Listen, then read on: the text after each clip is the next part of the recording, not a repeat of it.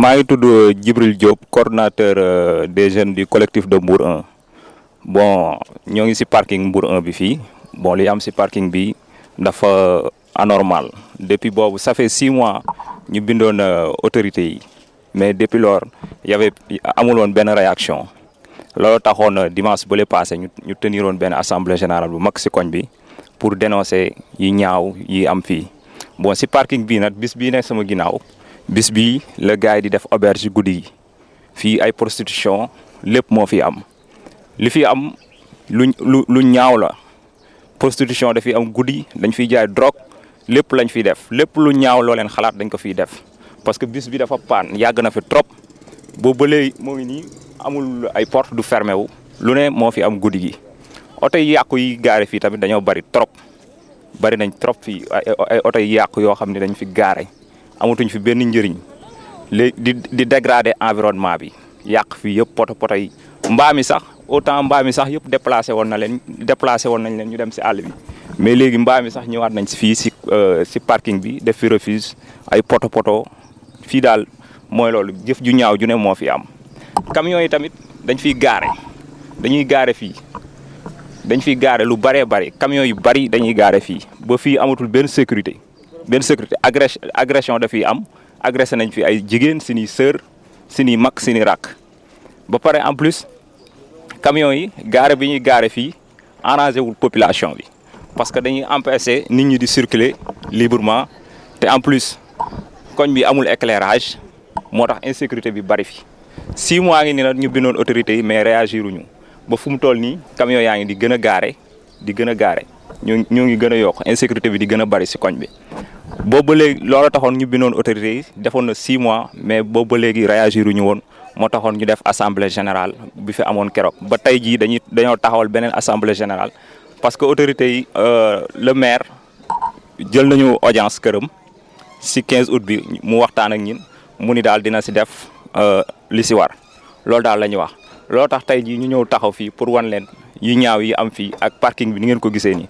bis bi moom lu ñaaw yëpp fi lay amee si bis bi lépp fi lay amee prostitution yi jaay drogue yeeg lépp fi daal la ñuy joxante seen rendez-vous ak oto yi yàqu yi nekk fii loolu daal ñun instant yi ñoo ngi def appel autorités yi ñu dimbali ñu lu mu gën a gaaw ñu dañoo bëgg parking bi jóge fi ba mu set ñun ñu réorganiser waat xool ni ñu koy organiser te camions yi bëgguñu ñuy gaarete fii même yamul fii sax ba si camions yi si jumaa ji si buntu jumaa ji camions yi si buntu jumaa ji parce que imaam yi si boppam sax yóbbante nañu si ñun ne mënatuñu sax paa yi sax am na si paa yoo xam ne sax nee nañu duñ dem di julli ji fajar parce que yenn yi xaru la parce que camions yaa ngi gaare si buntu jumaa ji foofu te dafa am insécurité camionneurs yi dañoo bëgg a def Mbour 1 parking foo tourner si Mbour 1 parking ay camions nga fay séen te Mbour 1 amul benn éclairage leerul.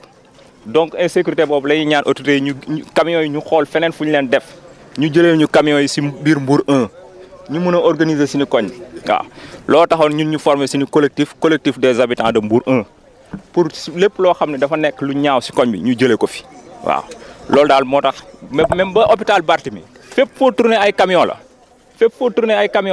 te loolu dafa ñaaw lii am Mbour 1 daal ñaaw na trop ñun instant yi nii moom sës nañ ñoo ngi ñaan ñu régler problème bi lu mu gën a gaaw balaa ñuy dem vitesse supérieure loolu daal la ñuy ñaan autorité yi waaw baax na c'est bon waaw je m'appelle Djibril Diop coordonnateur des collectifs des jeunes de Mbour 1 bon ça fait longtemps que nous avons écrit à monsieur le maire le gouverneur et le préfet pour les expliquer la situation qui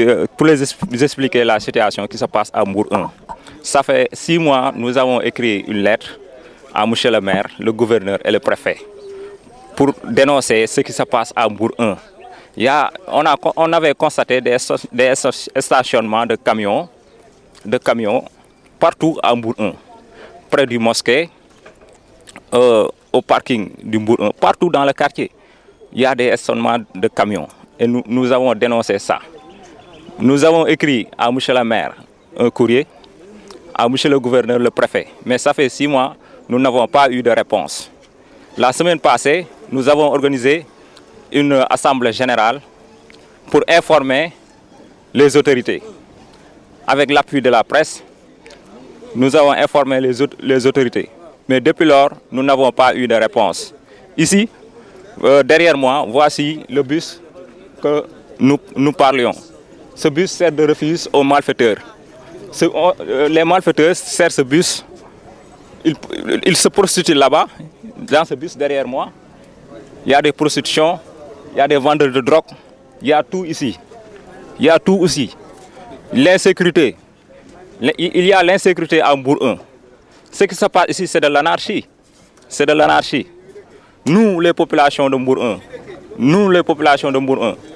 nous voudrions que les autorités prennent définitivement des décisions pour régler définitivement ce problème. Car nous avons assez de vivre dans cette anarchie. Nous sommes fatigués. On agresse nos sœurs, nos frères. Beaucoup de personnes se sont agressées ici dans ce parking car il y a l'insécurité. Il y a même des vendeurs de drogue qui viennent ici la nuit pour faire leurs transactions. Ici, il y a n'importe quoi. Wow. Ok, donc moi je pense que je vais tout simplement résumer ce dont pourquoi nous sommes réunis ici aujourd'hui. On l'a fait le dimanche dernier. Aujourd'hui, nous sommes réunis ici pour tout simplement alerter l'opinion publique par rapport à une situation qui se pose ici au niveau de notre quartier, c'est-à-dire le parking que vous voyez derrière moi. Dans ce parking-là, il se passe beaucoup de choses que les populations déplorent. Notamment, c'est un garage certes, mais un parking, ce qu'on connaît d'un parking, c'est juste le temps d'une nuit pour se garer et le lendemain de partir. Mais ici, c'est un paradoxe parce qu'il y a beaucoup d'épaves dans ce parking-là. Et les épaves font l'objet d'une insécurité. Les gens ont constaté beaucoup de débauches dans ce parking. Peut-être je ne vais pas les citer toutes, mais si vous avez suivi l'actualité dans ces derniers temps, peut-être vous pourrez comprendre un peu ce que je veux dire. On a fait un peu des démarches, c'est-à-dire nous avons contacté les autorités compétentes, à savoir le maire, à savoir le préfet, et on ne va pas s'arrêter à ce niveau-là. On va encore rencontrer d'autres autorités, en l'occurrence par exemple le sous-préfet. Nous avons aussi, au départ, on a commencé par le le délégué de quartier. Donc, nous continuons à nous battre et nous espérons que peut-être les autorités vont nous comprendre par rapport à cette situation-là, avant qu'il ne soit trop tard. Parce que vraiment, c'est une situation qui est à déplorer. Et que vous allez vous en rendre compte tout à l'heure. Nous n'avons pas encore commencé. Les gens commencent à venir. Et vous allez vous rendre compte que tout le monde est derrière ce fléau-là, pour le déplorer. Donc, nous appelons à la compréhension de la part de nos autorités pour qu'au moins, dans un délai très court, qu'on puisse nous débarrasser de ces épaves-là, qui font l'objet de toutes sortes de débauches ici, dans ce quartier.